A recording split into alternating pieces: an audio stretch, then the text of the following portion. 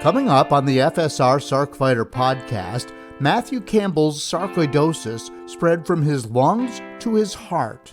I knew I was out of shape, but I was struggling to run like 80 yards. And I was like, this is crazy. He thought he had beaten the disease, but it came back, as sarcoidosis often does. And I remember I got off the phone and I told my wife, I said, I think this is serious because this guy's on vacation. It's Easter weekend. And he just called me on my cell phone to see how I was doing. Mathew Campbell's story and a bit of thanks to you from the FSR Gala coming up on the FSR Sarc Fighter podcast. This is the Sarc Fighter podcast, living with sarcoidosis and other rare diseases. Here's your host, John Carlin.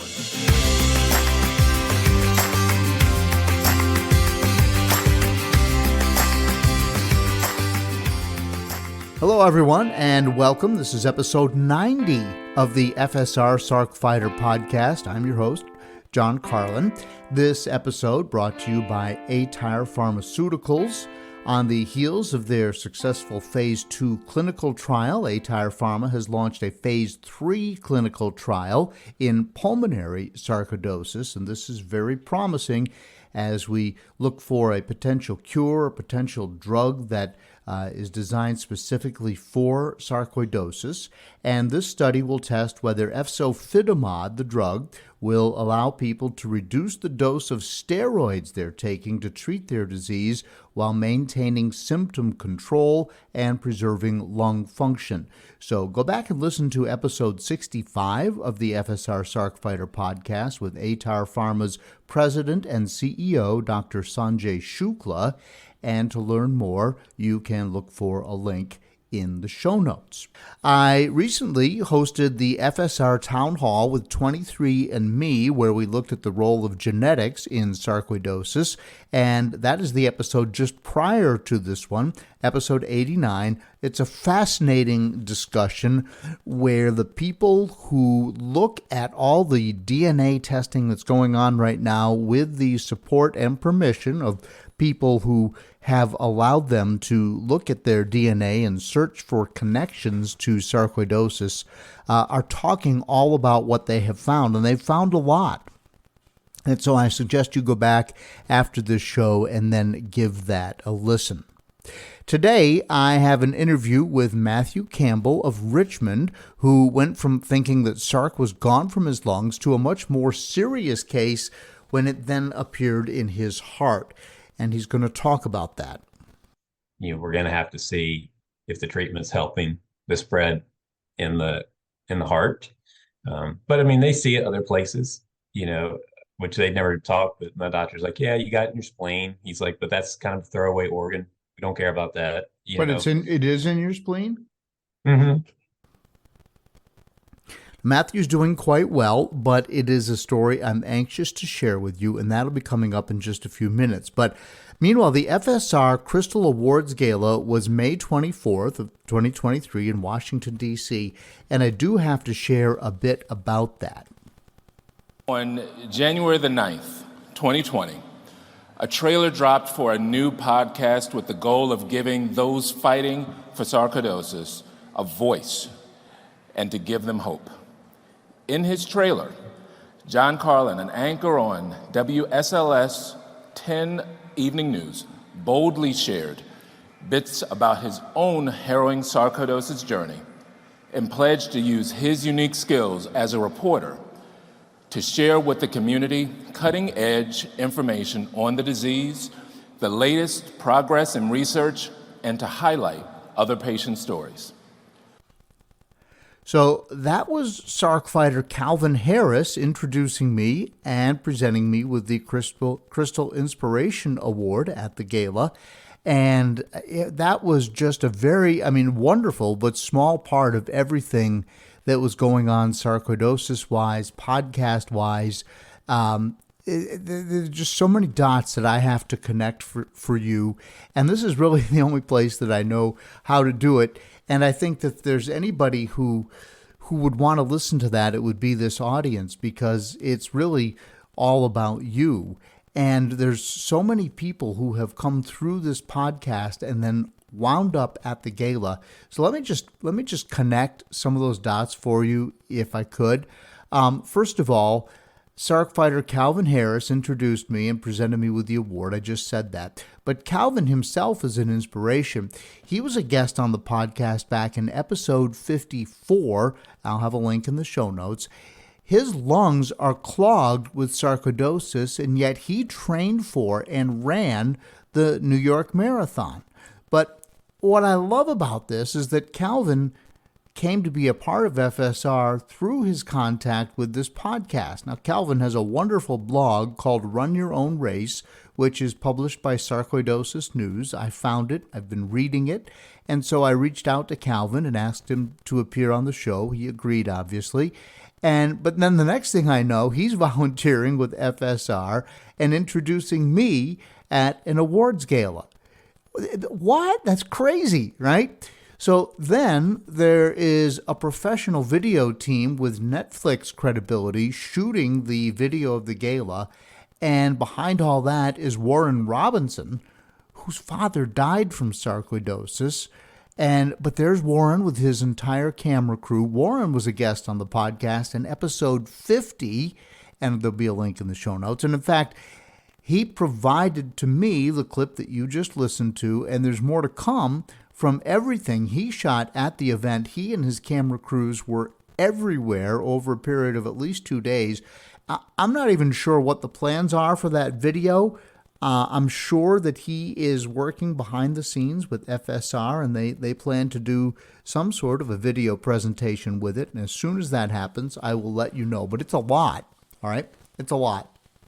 And then everywhere I turned, there were people from aTyr Pharma and Kinevent and other pharmaceutical companies who are working on drugs to treat sarcoidosis, and they're there at the gala. They're interested in what's going on. I met all the people myself for the first time in person, the FSR team, instead of being on a Zoom call. And I also met a lot of the leadership from the board of directors. And I just got to tell you what a treat it was to meet then fellow Sarc fighter and noted actress Gerald Prescott Galion, who has become an amazing leader in our movement and a spokesperson. And you couldn't ask for a more beautiful and articulate person than Gerald to do this. She was a fellow Crystal Award winner. And she told me that she would be happy to appear on the podcast. So pressure, hint, hint. Gerald Prescott Galion, I am going to be reaching out to you and hoping that you can find time in your busy schedule to appear here on the Sarc Fighter podcast. So all of that is going on. I do have to mention a couple of other really important things, important to me, but also important to you. My family surprised me by being there, and I will explain that to you by way of some other important things that happened during this event. First of all, my wife and I, Mary, had been in D.C. for a day or so. We wanted to get there a day early so we could attend the congressional briefing where a panel of doctors and patients, Dr. Ennis James, and then Sarc fighter Erica Courtney Mann and FSR CEO Mary McGowan were on the panel, along with Gerald Prescott Galion. And the thing is that all these people have been on the podcast, right? Dr. Ennis James, Erica Courtney Mann, who was a guest, and I'll have a link to her episode in the show notes. Mary McGowan has been on the podcast numerous times, and then I just mentioned Dr. Gerald Prescott Galion, the actress. But she had also been a professor prior to her acting career, so she has a PhD. But together they formed a panel informing members of Congress, Representative Eleanor Holmes Norton and Representative Danny Davis, about this new 62-page white paper that FSR has created as part of the Ignore No More campaign. And what they're trying to do is get Congress involved and find ways to make it easier for Black Sarc participants to participate in clinical trials with ideas such as, and these are great ideas, and Congress could help, a tax credit if you participate in a clinical trial, And then also FMLA rules that would force employers, or at least make it easier for employers, to cooperate with the needs of people who have to be off of work for regular doctor visits as part of a clinical trial. So, I have a very nice health plan at my work, and I think that they would work with me because they always have whenever something came up sarcoidosis related. But let's say I participated in a clinical trial. Well, my normal situation is I have 5 sick days. That's pretty common, right?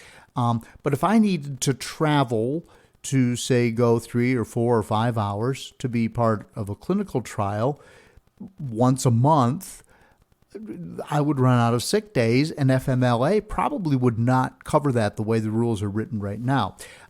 So let's say you've got somebody who has maybe even a less cooperative employer, but they want to participate in a clinical trial.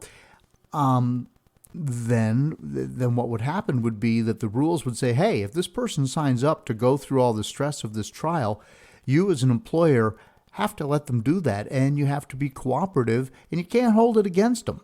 So, those are great things that they were talking to these 2 members of Congress about, and it was a wonderful thing to be there and to listen to that. And I know Warren and his team recorded all of that, and hopefully it'll be surfacing somewhere soon, and I can make it so that you can listen to that, or I can guide you to it one way or another. But I think I could do an entire podcast just on that. Maybe I'll have Mary come on from FSR, and we'll see if she wants to talk about the white paper. But that's down the road. Let's see what happens. But the night of the gala, all these important people were around. We are at the cocktail reception prior to the gala, which was held at Union Station in Washington, D.C. Warren had just interviewed me for part of whatever it is he's working on. I had my back turned. I was talking to Dr. George Mensa from the National Institutes of Health, also receiving a Crystal Award. And we're taking pictures with all the dignitaries and all the awardees. And I turn around, and there were all 3 of my sons, Jonathan, Benjamin, and Tyler, and their wives, Beth, Alice, and Emily, dressed to the nines and smiling at me. They had jumped through all kinds of hoops to get other family members to take care of my grandchildren so that they could be in Washington, D.C. and surprise me. And you could have knocked me over with a feather. I had no idea they were coming. And I just want to publicly thank them for being there and for making this evening even more special than it was for me. So thank you. They came, they watched the gala, they understand more about sarcoidosis. When I gave my speech, it meant so much more to have family members hear it. I was addressing it to the sarcoidosis community, but I think they kind of understood what all it is that I do when I'm working on this podcast or other things related to Sarc. And it was just great to have family support there. So look, so thank you guys. There's so many people to thank. I made so many connections, and I hope that all of that will wind up bearing fruit as the podcast grows and becomes more and more effective as a vehicle for hope and connections in the sarcoidosis world. And I think what I want to do is later, I will play the audio from my very brief speech and also Calvin's introduction, and I'll do this later on in the podcast. And I do want you to listen carefully, however, because as I walked up to the stage, they played the Sarc Fighter theme song, Zombie, from Mark Steyer, yet here's another connection, who wrote and recorded the song in Canada and appeared as a guest way back in episode 12. Now, I hope you give it a listen, but honestly, there's enough about me. I've got to get to the important stuff, and that is the latest story for you to hear, and that is today's guest, Mathew Campbell of Richmond, Virginia, and he's coming up next here on the FSR Sarc Fighter podcast. I feel like a zombie, just feeding and stumbling.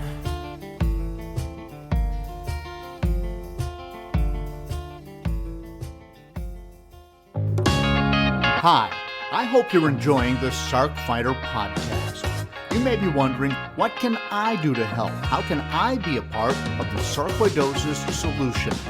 It's simple. Make a donation to KISS, Kick In to Stop Sarcoidosis. 100% of the money goes to the Foundation for Sarcoidosis Research. Look for a link in the show notes of the Sarc Fighter podcast. Welcome back to the FSR Sarc Fighter podcast. Joining me now is Mathew Campbell in Richmond, Virginia, not too awfully far from where I'm sitting. Mathew, good morning. Hey, good morning, John. How are you doing? I'm doing great, thank you. The question is, how are you doing? You just recently, you were telling me, finally got off prednisone. Yes, I was able to scale down and get off of it again. Not my first go around with it, so that always feels good. It's always a good feeling. So let's get listeners up to speed on your situation. You have sarcoidosis involvement in your heart and in your lungs, so cardiac and pulmonary sarcoidosis. Is that correct? That's correct. Wow. And when did you first start knowing that something was wrong? So 2015, into 2015, I really realized that I had let myself get out of shape. So I wanted to get back in shape, and my brother-in-law played basketball in Charlottesville in a rec league. And so he's like, hey, come play ball. And so I started, towards the end of that 2015, trying to get back in shape, do some running and stuff. And I'd always been able to run pretty easily. Spent some few years in the Marine Corps, and I was a good runner. And I was really shocked by how bad I was. I knew I was out of shape, but I was struggling to run like 80 yards. And I was like, this is crazy. So, just kept pushing through it. Got a little better. Did 2016, was playing some ball, and it was hard. I ended up borrowing like a albuterol inhaler from a family member because I would wheeze some, and I just figured it was part of getting older. I was 37 at the time, and maybe some exercise induced asthma. So I think it's about April of 2016, I went to a primary care doctor to actually get a prescription for an inhaler. And, he kind of asked me what my symptoms were. And, he kind of agreed, hey, it's probably just some asthma. Let's do a chest x-ray. So we did the chest x-ray, and he came back in the room and he said, are you sick? And I said, no. And he said, have you been sick? And I was like, no, I'm fine. And then he started asking really odd questions like, was I raised on a farm? Was I raised around birds? And ducks and chickens, stuff like that. I was like, no. And I said, what's going on? So he showed me my x-ray, and went on like Google Images, said, hey, this is what a normal lung x-ray looks like, and this is what your lungs look like. And it was horrible. He's like, there's just a lot of white distillation through the tissues and, clouding. And he's like, this isn't, doesn't look right. So he wanted me to get a, CT scan done. And I remember it was a Monday because he's like, I really want it done this week because I'm going on vacation. And, he's like, I'd like to get, see what's going on. So we set up a CT scan. The insurance company kind of, bailed on it, wanted me to see a pulmonary specialist, be another month. And I remember the first time I realized it might be serious it was that next weekend, and my cell phone rang, and it's like a Saturday afternoon. It was the doctor, and he was on vacation in Florida. And he called me to ask me why I hadn't gotten the CT scan. I told him about the insurance company. And I remember I got off the phone and I told my wife, I said, I think this is serious because this guy's on vacation. It's Easter weekend. And he just called me on my cell phone to see how I was doing. That's unprecedented. Yeah. I mean, not unprecedented, but it's rare. It's rare. Right. So fast forward about a month and a half later, I go to see a pulmonary doctor. I told my boss, hey, I'll be a little late into work. He looked at the chest x-ray. He said, go to the hospital, get another chest x-ray because it's right next door. It looked the same. He said, go get a CT scan, at an imaging clinic, like an hour and a half later. And then go get some blood work done. And so I went, did it all, did the blood work. And it was like early afternoon. He called me and he's like, hey, so I got your CT scan. He's like, it looks worse than the X-ray. He's like, I don't know what's going on, but it's not good. I think you need to have a lung biopsy. And he So said, what are you thinking right then? I'm thinking, I was really confused because, Yeah. I felt like they were worried that it was something really bad, but then they also, got the feeling that they also thought it couldn't be that bad. And later they confirmed that I was right, that, if it was cancer, then I should have been in really bad shape. But it just looked so bad. They didn't have any, time frame of how long this has been going on. So, and he was really great. And he said, hey, in a few minutes, a thoracic surgeon's office is going to call you. They're going to set up a surgery. He's like, I've already consulted with a surgeon. He thinks he's looked at your imaging. He thinks that's the best thing is do a biopsy. So he was really great. I went home. He gave me a cell phone number. My wife and I had just had our second kid about 2 months before. So, the timing was a little not fantastic. And so, but he got us on the phone and just explained to my wife, why he thought that's the right thing to do. So, did the lung biopsy. That was not fun. A couple of days in the hospital, so you have to have a chest tube and everything. So, and about 3 weeks to recover from it, just because of lifting restrictions. And about 2 weeks after the surgery, he called me and said, "Hey, you have sarcoidosis." Wow. So was he surprised it was sarcoidosis? He's a little bit, but he said, he's like, I didn't want to alarm you. He said, I just felt like it was either sarcoidosis or it was something else that would be really bad. So, and I remember at the time my comment to him, and I was upset, and I said, I wish it was cancer. And he said, no, you don't. He said, but I know why you're saying that. He said, because at least with cancer, there's a chance you could cure it. And, so you already knew that sarcoidosis was bad, or you then did some research and figured it out and then said that to him? No, I knew because my sister has pulmonary sarcoidosis. And she had it for about 3 to 4 years before I ever was diagnosed with it. Interesting. Yeah, it is. I'm actually in a research study at University of Virginia, and the person there said they never have seen siblings have the exact same, sarcoidosis. So it's not common, but no, it's not. And then, so you worry, is it hereditary or some sort of genetic predisposition, or was it environmental because you and your sister may have been exposed to similar environments, raised around birds or ducks? I never heard that one. I don't know what he was fishing for there. Well, apparently if you're raised on a farm, hay dust can get in your lungs. Yeah. And then also with, there's some viruses that go around with certain birds that can get into your lungs and have a weird presentation. So I'd never heard of that either, but yeah, because I was raised on a farm and I spent a lot of time in and around hay dust. We had horses and we baled our own hay. But I don't have pulmonary sarcoidosis, so I don't know. Gotcha. Oh man, that's weird. Yeah. So now since you brought up your sister, how is your sister? Is she doing okay? I mean, she struggles with it. Yeah. She's sometimes, her lymph nodes tend to get inflamed.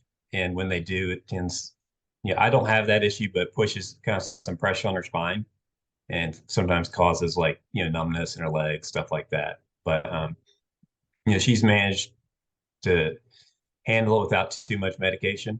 Occasionally she has to kind of go on prednisone for a while, get it calmed down, and then get off. So, yeah. So you knew about sarcoidosis.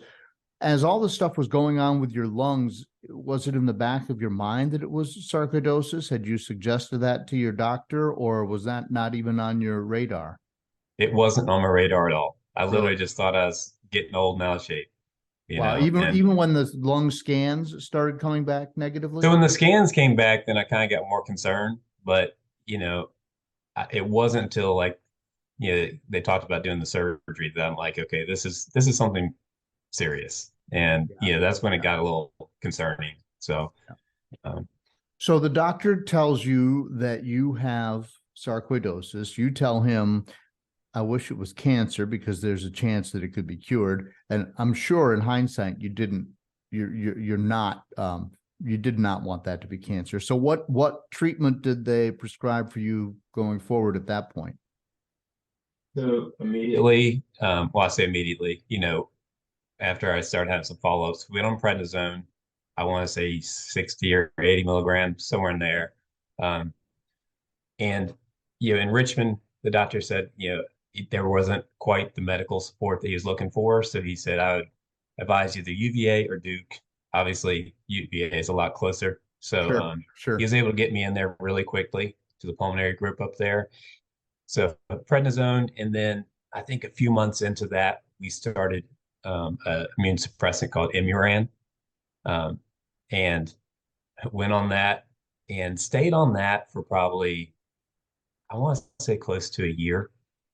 But then it just kept tanking my white blood cell count so badly. They wanted to come down, but it was getting like so low that they pulled me off. And actually, it took about 2 years to come back up. At some point, I had a bone marrow biopsy because they were so concerned that my white blood count wouldn't come back up after I came off the Imuran, that they did a bone marrow biopsy because they were concerned about possible some sarcoid involvement around there. I did Imuran for probably a little over a year and got off that. And then, lungs kept improving, lung function every time we check, it was getting better. And I really started, in like 2018, exercising a lot. I joined the Y. I started going to the Y, when they opened at 5 in the morning. I'd be there at 5 o'clock and then exercise. And then I found out that a bunch of other crazy people wanted to play basketball at like 5:36 in the morning. So we would play basketball 3 times a week, and I'd work out and got off prednisone and really started, not having as many issues with it. Yeah. All right. So, well, that's good. And you were able to shoot your 3-pointers from your guard position and sink some? Yeah. I had a lot of fun playing. So good. Were you a high school player? No, never played okay. high school. I just, was able to jump high and, like to fall. So Yeah. Okay. Similar. So at this point, you and your wife have 2 children or 3 children, or where were you in your family development at that point? So that's 2018. So we were getting ready to have our third. Okay. So I have 4 kids. I have my oldest son from my first marriage that lives with me. So I have an 18-year-old, a 9-year-old, a 7-year-old, and a 4-year-old as of today. So holy cow, that's a house full. Wow. Yeah, and the division of ages is that's got to be a little bit difficult to manage. Yeah, it has its challenges, but they're great kids. But that's awesome. So 2018, was a good year for me. I wasn't on any medication. I was exercising a lot. I was feeling a lot better. Mentally you're dealing with it better, and kind of felt like, okay, I got this. And I really wanted 2019. I said, I got to do something, like to challenge myself a little more. So I signed up for a triathlon to happen in August. Turns out I'm still not a great swimmer. So I was in the pool a lot and I was swimming, but I think with still, your lungs not quite being what they should be, I was really struggling with that part of it. And so my wife said, hey, you know what? You should probably just do the duathlon. Do the run, bike, run. It's the same race, just do it differently. So in August of 2019, went to Luray, Virginia, and did the Luray duathlon. That's a beautiful area, by the way, right? The mountains and all that up there is just gorgeous. It is. It's also very hilly, which I know being in Roanoke, you know how that is. So that had its own set of challenges, but that was really the high point. So the duathlon, so you run, bike, run. How far do you run? How far do you bike? Then how far do you run again? First run, I think, was 1.7 miles. Okay. and then the bike's about 25 miles, and then come back and run a 10K. That's a pretty good workout.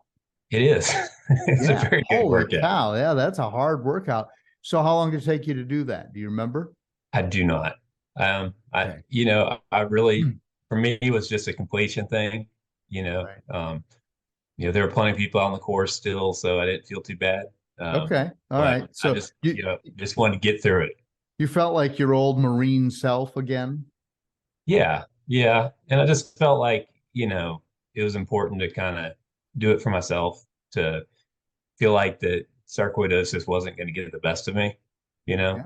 Right. So, Yeah. I mean, I think I live that every single day still. And I've heard that from other people on the podcast. You've listened to the podcast, so I know you know that. And I'm amazed at the number of people who have sarcoidosis who have an active lifestyle and to whom being active is important, and to whom you want to stick it to sarcoidosis by saying, look what I just did. I am still out there doing this stuff, and take that, sarcoidosis. Is that kind of the feeling you had? yes, it is. And also knowing that I know that there's a lot of people that have sarcoidosis who, aren't as fortunate as me. Um, that for him it's a lot more debilitating. And so, really just, I was thankful for where I was able to get, and wanted to, take advantage of it, and live life kind of to the fullest, in that way. Yeah. And hopefully be able to, motivate others who may be struggling to say, hey, it can be done. Maybe not to this level, but you just got to get out there and Right. keep trying, Right. So, But your Sarc it wasn't done with you yet, was it? no, it wasn't. So 2020, was going to be a big year, probably for a lot of us. I was thinking, hey, I'm gonna maybe do 2 races or whatever. And then of course, COVID hits, the gym shut down. Um, I was fortunate to stay employed, but my work was really, really busy. So it went from being a really busy job to being, a 15-hour a day job, a lot.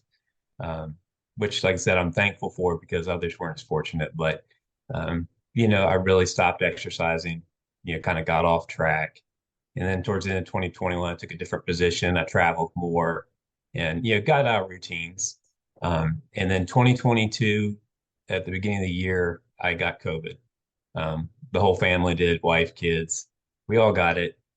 And, of course, the kids were fine in about 4 hours, and Right. my wife and I took a couple days to get better. You I had took been about vaccinated and everything. Yes, I was vaccinated. Yeah. But you still got, that's what happened to me. But it wasn't a terribly bad case like it was early in the pandemic. Was that your situation? Right. Yeah. I mean, I was, down for a couple days, but then, no need to, didn't seem like a need to go see the doctor or anything. Just, knew what it was, and rest, and, do your normal stuff. But I got pneumonia afterwards, about 3 weeks after I got pneumonia, which is kind of, thought that might happen with being sick and having sarcoidosis. So, Right. Did some antibiotics, some prednisone. Then about a month after the first bout of pneumonia, caught it again. So I'd gone back to like a, patient first, basically saying, hey, I know what's going on here, just need some antibiotics. And the person that was kind of checking me in said, has anybody ever told you of an irregular heartbeat?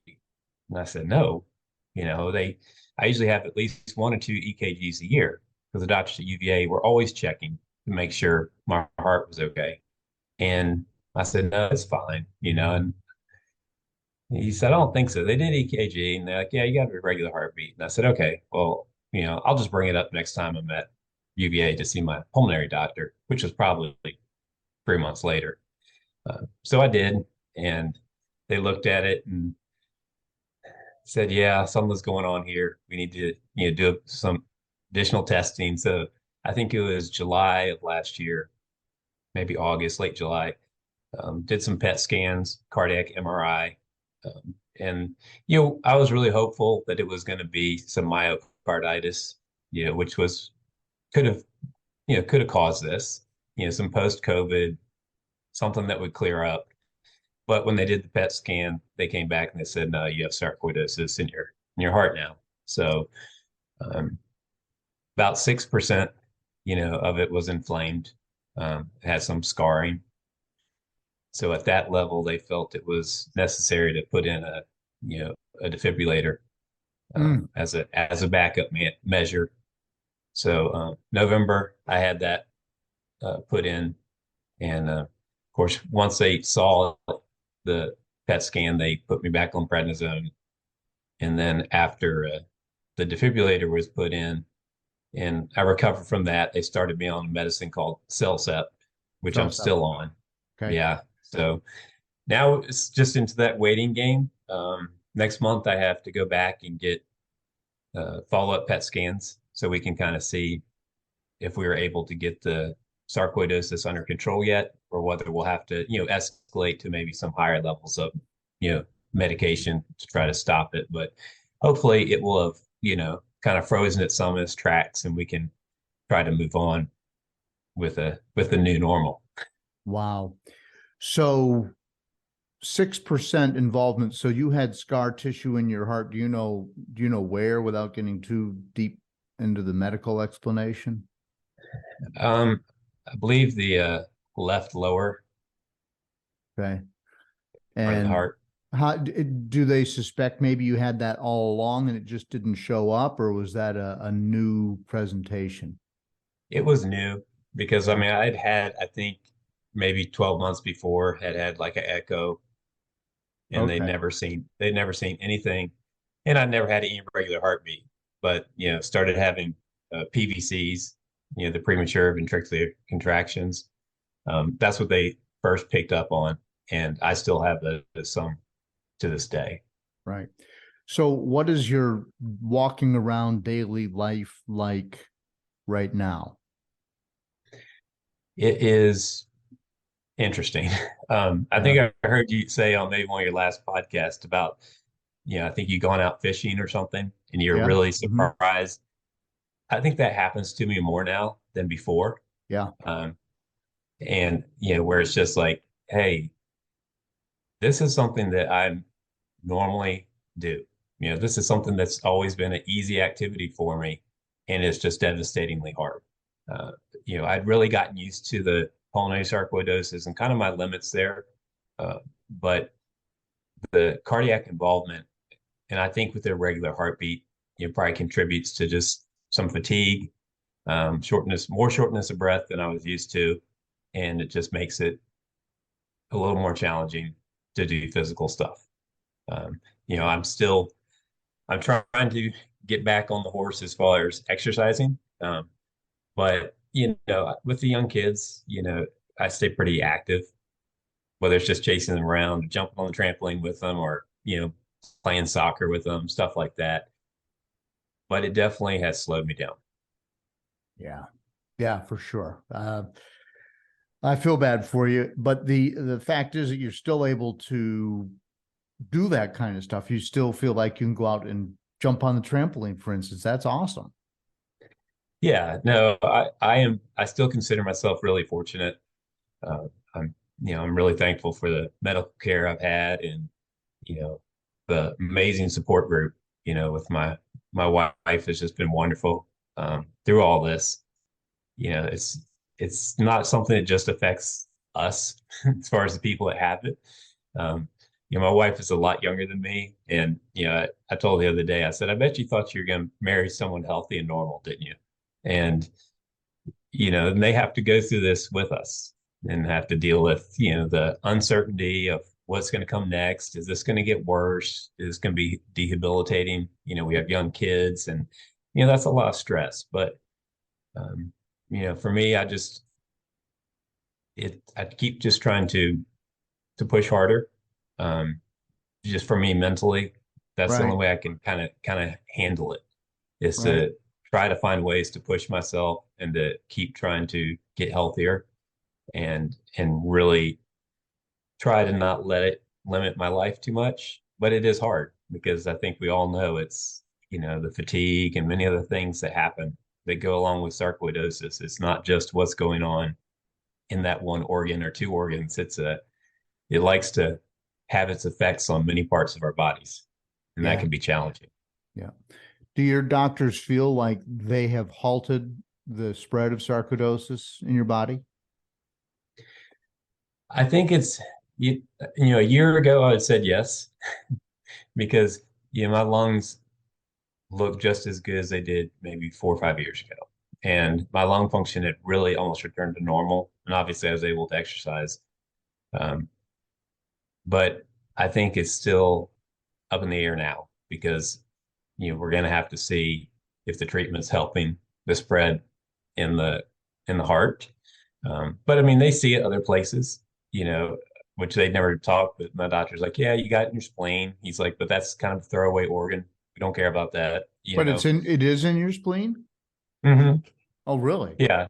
Yeah. And he's like, it's not uncommon. He's like, it's not what they would consider a vital organ. So, Sure. um, he's like, but your liver looks good, your kidneys look good, but there's always those worries, Yeah. that it Yeah. could pop up. So you just don't know. So you're a fitness guy. I'm just, again, I'm so amazed. I'm a fitness guy, and maybe I just key in on that more than average, but it seems like I've just had a run of people who, on the podcast, who are fitness people. How do you define the line between trying to stay fit and making your body as strong as it can be, which in my mind is being healthy? So you're trying to be as healthy as you can be and not pushing to the point where you feel like you're damaging yourself because you're pushing past what Sarc's going to let you do. How do you draw that line? That's a really good question. I think right now, my doctor's recommendation was just don't do anything new. Because I asked him, I was like, with the heart stuff, how should I treat this differently than I've been doing with the lungs? He said I wouldn't try any new exercises. Do stuff you're familiar with so you kind of know where your limit is. I've always felt like I didn't worry about pushing too hard. I mean, Yeah. I'm 44 years old, so there's, going to be some natural limits that are starting to come into play. And so, you kind of know when to back off, naturally, just because you're getting older, Getting older, sure. Yeah. So your body tells you pretty well, that you need to tone it down. So I just feel like I just keep pushing. I just want to keep pushing as hard as I can. Um, and, and trying to see where that limit is. Cause I don't think I've found it yet, but I believe the exercise is important, as you said, to try to stay healthy. We have this disease that's in us that might get worse, it might get better, might you do a lot of different things. But I know that the more healthy and stronger and fit your body is, the better odds you're going to make it through. Yeah, for sure. I agree with that. How about your eating? Have you decided, oh, I'm just going to eat spinach and healthy green vegetables now, or are you still a cheeseburger guy, or were you ever a cheeseburger guy? Yes, I was. And yeah, my wife is very food conscious and health conscious. We have I guess you call it maybe a small farm here. Okay. We have some chickens. We used to have a cow, but she gardens a lot, raises a lot of food. And so she helped me get my diet straight. So probably for about maybe the last 6, 7 years, I stopped drinking soda probably 7 years ago. I don't think I've ate probably fast food in probably 5 or 6 years. Wow. But I've been on keto for about be 2 years in August. And okay. that was a diet Is that to get rid of the weight from the prednisone by any chance? So there was a time about a year and a half ago that they were worried about some neurosarcoidosis. They didn't find anything, but I had some seizure-like activity. Oof. And so keto has always been something that's been an option for seizure disorders. So I tried it. Yes, I lost weight, but I also felt better on it. And I've always kind of struggled with, stomach GI issues, and getting away from the carbs just really felt good. And it's just worked for me. I like food, but I'm not like a real foodie. And so I could eat the same thing over and over and over and over and over again, and it doesn't bother me. So keto works for me. And so far, I'm just going to stick with it. Gotcha. Well, you're very fortunate. The other thing I want to ask you is have you gone to counseling, or have you considered counseling as you try to cope with the setbacks that come with all of this? That's a good question. I've considered it. It's probably something I should do because, I've battled depression my entire life since I was a child. Yeah. And the physical issues tend to kind of compound on top of that.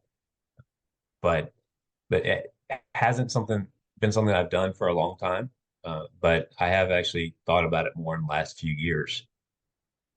Yeah. All right. Well, Mathew, I would say to you that it helped me immensely, and prednisone exacerbated any negative feelings I might have had about anything. And I had a hair trigger, and I would snap at people that I wouldn't normally snap at, and I was just mad and angry all the time. And so I went and talked to people for about a year, and that certainly helped me deal with it. So, and I've heard that from numerous other people on the podcast as well. So if you hadn't considered it, it's kind of an odd thing to do if it hasn't been a part of your life, but it helped me, I got to tell you. So just go talk to somebody. No, that's great advice. It really is. Yeah. All right. And so any closing thoughts for us here as you look forward to your future, maybe as you're dealing with what seems to be a declining pulmonary but a progressing cardiac situation? Yeah, I guess I would say that first of all, I really appreciate your podcast and you being able to get this information. I think probably most people, the first time they ever hear of sarcoidosis is when they're diagnosed. And, so the Foundation for Sarcoidosis Research, the Bernie Mac Foundation, is great to see these other people out there getting the word out. For anybody that has it, I would just say that you really just, wherever you are, that's okay. But if you can, be active, just try it.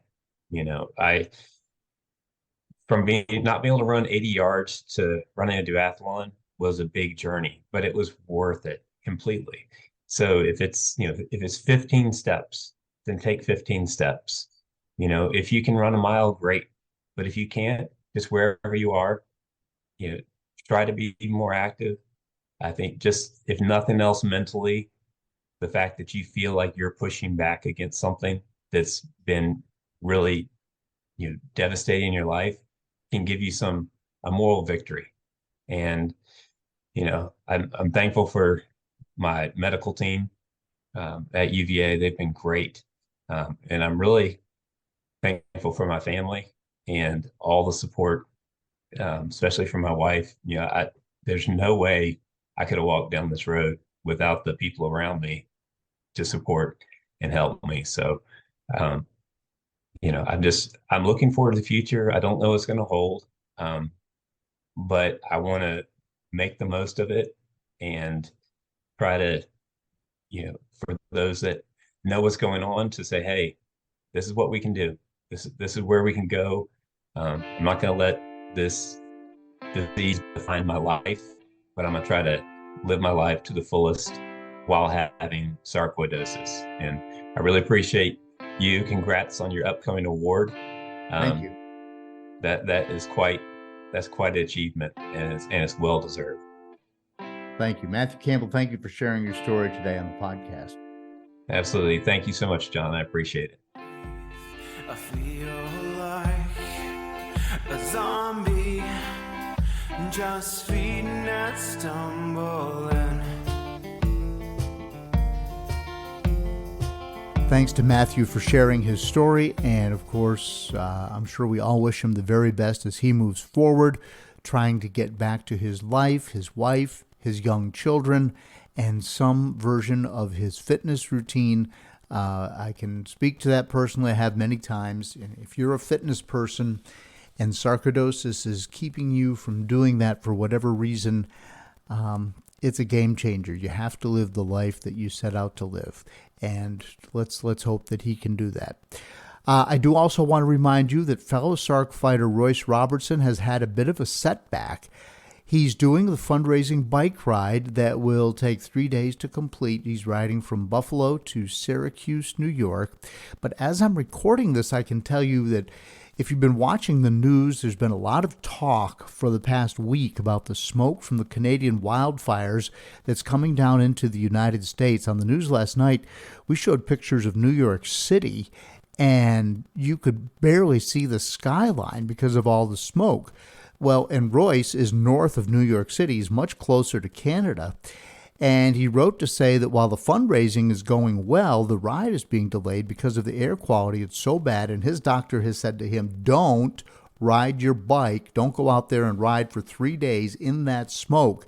It is not advisable for you, or really probably for anybody, to do that. But people who are compromised by sarcoidosis should not be doing that. So Royce wrote to say that the ride has been delayed until the smoke clears, but in the meantime, you can still donate. He's calling the event Cycle for Sarc. I've made a donation to his account as part of KISS, Kick In to Stop Sarcoidosis. All the information's in the show notes, or you go to the FSR website. You join on, it's very easy, you click on Join Team KISS and scroll down to Royce's page. It's called Cycle for Sarc. And so you can still help him out and know that he's waiting for the smoke to clear, and he's going to set off on this epic bike ride. And if we can put it all together next year, I hope to join him, and I want to start recruiting you, members of the audience, to come and join us and do a huge fundraiser on this bike ride across New York State. All right, now here, as promised, is the clip from my speech at the gala. It's my honor, though, to present John.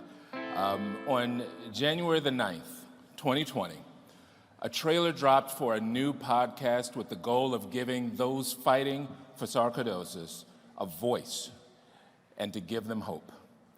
In his trailer, John Carlin, an anchor on WSLS 10 Evening News, boldly shared bits about his own harrowing sarcoidosis journey and pledged to use his unique skills as a reporter to share with the community cutting-edge information on the disease, the latest progress in research, and to highlight other patient stories.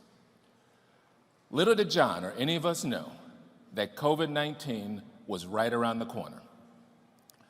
For those of us living with sarcoidosis and those caring for us, the start of the pandemic was an intensely uncertain, scary, and isolating time. During those lonely and challenging times, the Sarc Fighter podcast became a beacon of hope, a gathering place to learn, be heard, and witness stories of other Sarc warriors. Sarcoidosis patients, advocates, caregivers, and pharmaceutical companies tuned in. They tuned in droves, quickly resulting in over 60,000 listeners from around the world. The power of the Sarc Fighter podcast is John's authenticity, empathy, and intense curiosity. As the host of the podcast, John asks pressing questions, seeks out critical information, and has carved out a safe space for honest human stories to be shared. As an invited guest to that podcast, I felt welcomed, empowered to share my story, and encouraged to find my community of fellow sarcoidosis warriors. I am not alone. In this podcast, John has created a platform that encourages people to use their voice, to seek out others with similar experiences, and to take action to raise awareness. But John does not sit on the sidelines, but demands action be taken. He has worked side by side with FSR and our industry partners to raise awareness about the importance of participation in clinical trials, and he's encouraged others to learn more and to get involved. He's interviewed our patient advisory groups, highlighting their important work on national campaigns, such as Make It Visible, Stand Up for Sarc, and Ignore No More campaigns. As a crucial part of FSR's Town Hall series, John has skillfully motivated panel discussions with leading clinicians, researchers, pharmaceutical, and other industry partners, as well as his fellow patients and FSR staff to highlight topics of most interest to patients and their loved ones. John's probing questions have unearthed powerful insights, encouraging patients to re-examine or expand strategies in innovative ways that will help to improve the lives of those impacted by sarcoidosis. In addition to all his efforts with the Sarc Fighter podcast, John has inspired others in the community as an FSR patient advocate and chair of the Patient Advisory Committee, of the FSR Patient Advisory Committee. John is a leader among leaders, always encouraging his fellow volunteers to see new and creative ways to raise awareness. And now, as a very familiar and trusted voice of sarcoidosis on the air, in our homes, and certainly in our hearts, we're indebted to you, John. So on behalf of my fellow Patient Advisory Committee members and FSR, it is my distinct honor to bestow the inaugural FSR Crystal Sarcoidosis Inspiration Award to my friend, John Carlin, for his extraordinary leadership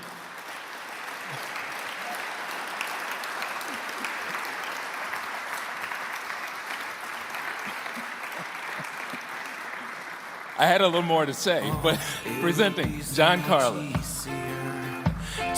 grieve, if I had a breath to breathe, I feel like a zombie. Thank you so much, Calvin, for that wonderful introduction. And did someone just call the horses in, or? Sorry. You may have noticed the music as I walked up. Hopefully some of you have heard that before. That is a song called Zombie by our fellow Sarc fighter, Mark Steyer. He lives in Alberta, Canada, and it is the official theme song of the Sarc Fighter podcast. And I just want to go off script for just a moment and tell you that right after I started this, I got this crazy email, and a guy said, I wrote this song, and you might be interested in it, and I've kind of got this sarcoidosis story myself, and he sent me, and I thought it was going to be something he recorded in his basement, and instead it was this beautiful song that's very catchy. I walk around whistling the song, and other listeners have told me the same thing, and he turned out to be a studio musician. He was just amazing. He's been on the podcast, and he was a hockey player, and all of a sudden he couldn't go. But he's also a musician, and he wrote the song Zombie. And if you listen to the lyrics, he is telling everybody's story in this room tonight. It's just amazing. And so that's just kind of the thing that started happening with this podcast when it started to get going. And it just felt like that I was making the right decision. And that was just one of the things. So I wanted to acknowledge Mark, but I also wanted to just say that if you ever get a chance to listen to that song, we play the song in its entirety, sometimes on the FSR Sarc Fighter podcast. Those lyrics will haunt you. They really will. Whether you're a clinician, whether you're a patient, whether you're a researcher, he really, really did a great service to that story. So I didn't mean to go so far off this. I know I'm between you and getting home to your loved ones tonight, but I do have a couple of thank yous, and I'll just tell you a brief story and show you a terrible picture of me, and then you can go home. And the other thing I want to say is as somebody who's kind of in show business, I'm in news. They say never go on after children or animals because you'll never be able to keep anybody's attention. And I want to add to that, never go on after Gerald Prescott Gallion because right? I mean, right?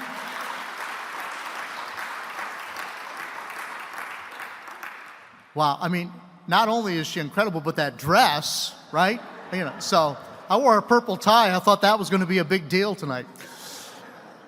I want to thank Mary McGowan and the leadership team at FSR for their support in recognizing my little project with this award. And it is certainly humbling to be awarded in the company of Drs. Mensa and Dr. Drent couldn't be here tonight. And as I mentioned, Gerald Prescott Gallion. All of you do tremendous work for the better understanding, the better fight of sarcoidosis. And so how about a round of applause for all of these honorees here tonight? Thank you to all of you.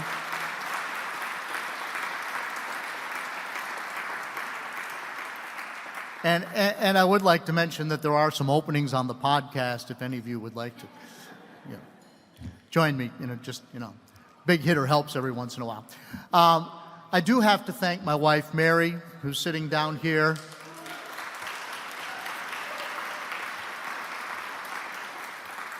Mary didn't sign up to be a spouse of someone with sarcoidosis. She didn't sign up for, and this will be meaningful to many of you, years of irritability because of prednisone, right? Or the multiple trips to the hospital, the ER. My son Ben is here, and actually my whole family surprised me by showing up. My sons Jonathan and Ben and Tyler and their wives, Alice and Emily and Beth. The last time I had a flare, we had about 14 inches of snow, and luckily Ben has a big four-wheel drive pickup truck and took me to the ER. So thank you for that, Ben. But Mary didn't sign up for all of that, or for the regular trips to the Cleveland Clinic, which is 7 hours from my home on a regular basis. So I just want to say that the caregivers, like Mary, are very understanding, and Mary's also very understanding of the time that I devote to this podcast, whether it's the recording, the writing, the editing. It is very, very time-consuming, and I have to borrow sometimes that time from family activities. So I just want to say, Mary, you're a real champ, and thank you, honey. I really, really appreciate that very much.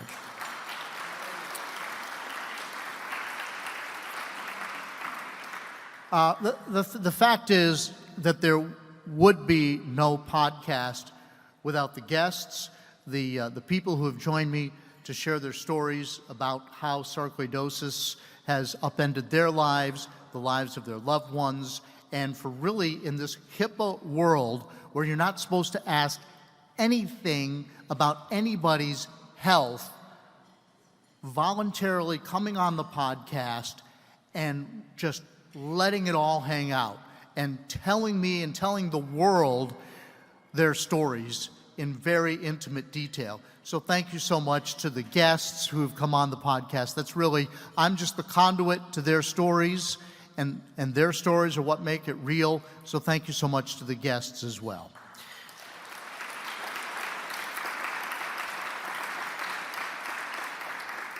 I need, of course, also to mention the clinicians, the researchers, the pharma companies, the industry guests, and FSR itself for all the valuable information that we've been able to impart on the show. It's been called the voice of sarcoidosis. I can't think of a greater compliment than to hear somebody say that. And so to all of you who have made it work, that is why I'm standing here tonight. Again, I'm just the conduit to all of that. Now, I'll just tell you briefly, I started the Sarc Fighter podcast because I wanted to use my particular skill, my skill set as a broadcaster, journalist, and actually a former practitioner of public relations to help, to kind of see the big picture and then to find the parts and delve into that and bring it all together. So I want to show you some slides of what I looked like. Yeah, there you go. When I was on 80 milligrams of prednisone, right? And people, my viewers on Channel 10 for 30 years have known me as a fitness guy. We did lots of stories. I was a marathon runner. So I was like this fit guy, and I started showing up looking like this because of the swelling on my spinal cord back here, where the damage actually was and is still significant. In fact, 2 different neurologists have looked at my MRIs and independently told me, and still tell me, that they're surprised I can walk. The damage is that bad on my spinal cord. And so they started filling me up with this prednisone. And then for good measure, they also set me up in 2019 for regular doses of a chemotherapy drug called Cytoxan, which some of you may be familiar with, and none of those is a party. But I was still on TV every night. I was still doing the news, and then my face got bigger and bigger and bigger, and I just looked sick on TV, and viewers began to send in emails. And they weren't complaining, they were concerned. These were like, bless your heart kind of emails, like, what is wrong with you, John? And so my co-anchor at the time did a story on me explaining what was wrong, and it went on our website, and then the sarcoidosis folks had a crawler out there, and they found the story. I wasn't involved with FSR at the time, and so they surfaced it, and I started getting contacted from people from all over the country and all over the world saying, please, thank you for telling the story, because people don't know the story. People don't know about sarcoidosis, so that's when I thought I needed to do something. And at that point, it was pre-pandemic, and podcasts were not as common as they are today. I had no idea how the technology came together, how the software all came together. I didn't know if I could find a sustainable number of people who might be willing to come on and share their stories. I thought maybe I could find a clinician, maybe my own doctor would come on and talk about this. I thought, where would I find these people? Where would I find these Sarc patients? Because like most Sarc patients, I didn't know anybody who had sarcoidosis, right? Very common story. I've heard it over and over and over now with the folks I've interviewed, dozens and dozens of people who have come on and shared their story. And yet this experiment that was launched in February of 2020, as Calvin mentioned, from my home office, formerly the bedroom of my oldest son, Jonathan, who is here tonight. Jonathan, I'm sorry you have to come home and see that your bedroom is now an office and a podcast studio. Thank you for that. I'm sure that feels a little weird, but we've had 60,000 downloads so far, all around the world.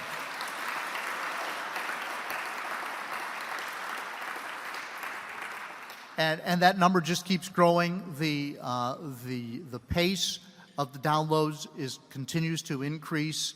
And if all of you just want to take out your phone right now and look for Sarc Fighter on Apple Podcasts, that'd be great. I appreciate that. Share it with your friends. Okay, I never missed an opportunity. But really what I suspect is that people were looking for an outlet to tell their stories because there's no one to talk to, right? They were looking for an opportunity, even if it meant sharing some of their weaknesses literally with the entire world. So because there is no one to talk to about this except maybe the sarcoidosis community, and the sarcoidosis community has told me that they are leaning in. They're leaning in to hear every word because they want to know what it is that they have and what other Sarc patients have, and they want to know how bad it might be. They want to know if it'll go away. They want to know if there is hope, and they want it straightforward, without hyperbole or exaggeration. And I was seeing that a lot on the forums, people just going off, and you couldn't separate fact from fiction. That's where I thought my journalism background could help, where we could just get down to it. Let's say, what's really going on with people, and share that story.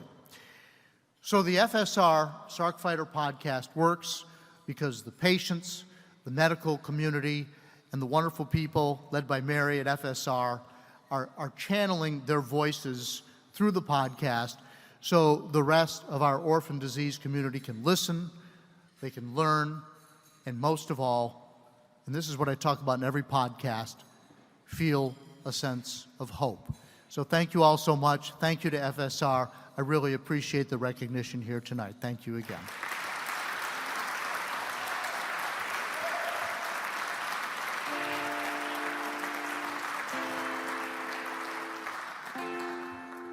All right, the official Sarc Fighter song called Zombie by Mark Steyer and his band, the White Hot Lizards. Did you hear it? Did you hear it in the beginning as I walked up? I just loved that. And you can hear Mark's story, the story behind the lyrics, as I tell you every podcast in episode 12. And Mark, thank you so much. Of course, I release the podcast every other Monday. I hope you know that by now. As I'm speaking today, my trusty dog Dougal, my boxer, is curled up on the chair in my office. He makes my life so much better. The backstory to the founding for the Foundation for Sarcoidosis Research is episode 11 with Andrea and Redding Wilson. Don't forget to follow the Sarc Fighter podcast on social media, on Facebook and Instagram. I'm even on Peloton as Sarc Fighter. My cycling blog called Carlin the Cyclist has a section about cycling with sarcoidosis. If you're new here and you just want to know what sarcoidosis is, maybe you've been recently diagnosed or a family member has, try listening to episode 2 with Dr. Simon Hart, all the ABCs of sarcoidosis. And my story about dealing with sarcoidosis is episode 1. If you want to appear on the podcast or send me a comment or ask me a question, maybe some guidance, and I've been getting more and more questions from listeners wanting to know what they should do next because they've been diagnosed and they don't know what to do next, where to go, help find a doctor. If I can't tell you, I'll point you in the right direction through my connections with FSR. Please send me an email, carlinagency@gmail.com. It's in the show notes.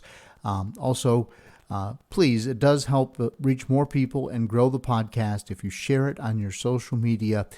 And if you like it, the best thing you can do is just tell one person.